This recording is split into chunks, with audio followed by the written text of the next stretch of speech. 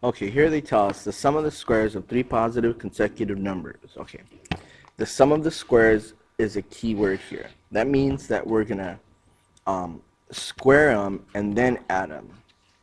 The sum of the squares. So the first number in the consecutive numbers is x squared. Then I'm gonna add x plus 1. That's gonna give me the next one. When I add x plus 1, that gives me the next consecutive number, plus x plus 2 gives me the next one.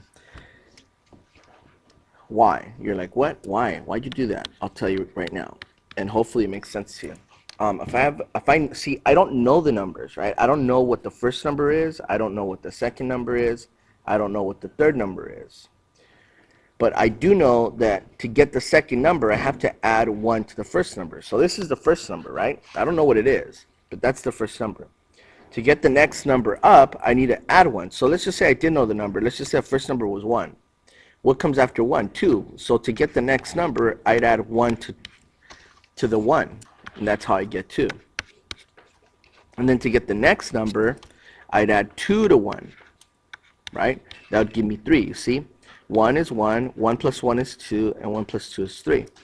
So even though I don't know the numbers, I know that if I add 1 to the next number, I get the next number. If I add 2 to the one after that, I get the following number. So that's why I start with x squared, then I add 1 to x to get the next number up, then I add 2 to x to get the next number up. And since they want the squares, that's why I square them. Okay? So now that I've set up my equation, I'm gonna solve. Start off with x squared plus, this is x plus 1 squared, so I'm going to write parentheses like this, x plus 1 times x plus 1, because that's what the square means. I need to multiply them times themselves twice. Then x plus 2 times x plus 2 equals 149.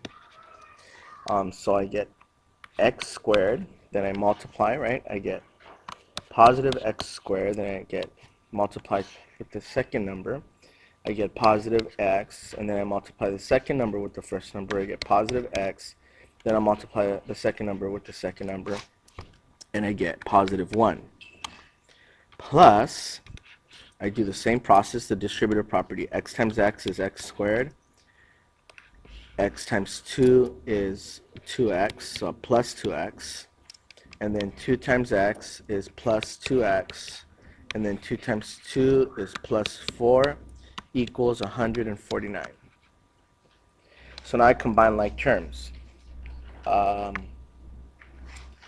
x squares are like terms, and that's it. So how many x squares do I have? I have 3x squares.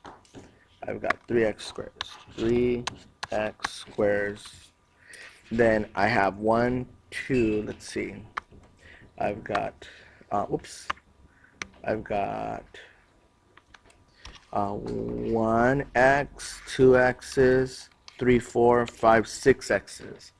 I've got 6 x's plus 6x, and I've got 1 and 4, that's 5. So plus 5 equals 149.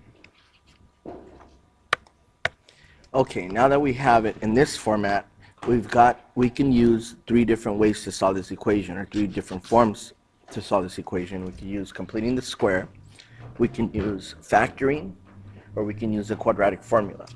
I personally like factoring, so that's the format I'm going to use. I'm going to factor. The first thing I got to do before I factor is make this whole equation equal to 0, and the way I do that is by subtracting 149 from both sides. So what I get is 3x squared plus 6x plus 5 minus 149 equals 0.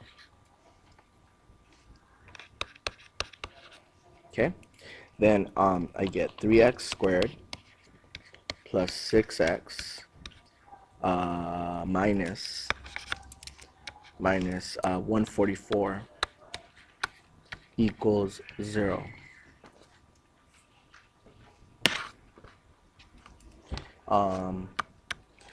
Before I factor, I've got to get rid of the coefficient of of x squared, I'm going to divide everything by 3.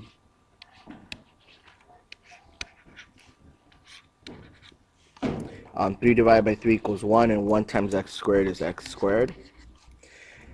6 divided by 3 equals 2, and 2 times x is 2x. And 144 divided by 3 equals 48. Equals 0. Now I can factor my equation. So the first thing I do when I factor is I draw my parentheses. Okay. And x squared, the only factors of x squared are x and x. So right, x and x. And then I think of all the factors of 48.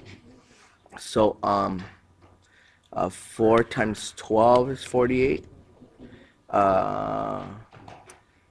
3 times 16 is 48.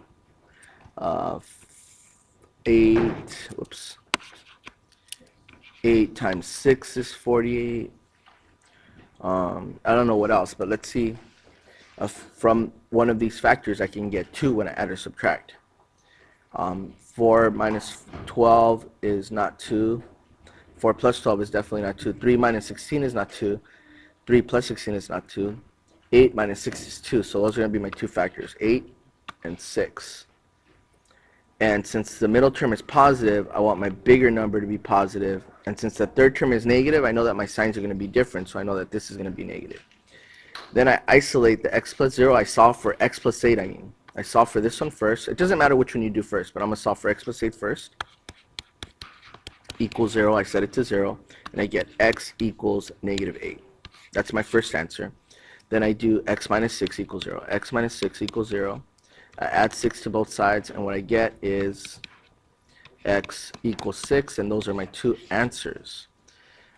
Now, since in the problem, in the word problem, they tell me that they're positive, right? They say positive, they make it clear. I'm going to use the positive number, not the negative number. So x equals 6, that's the first number, right? Remember, there's 3 consecutive ones.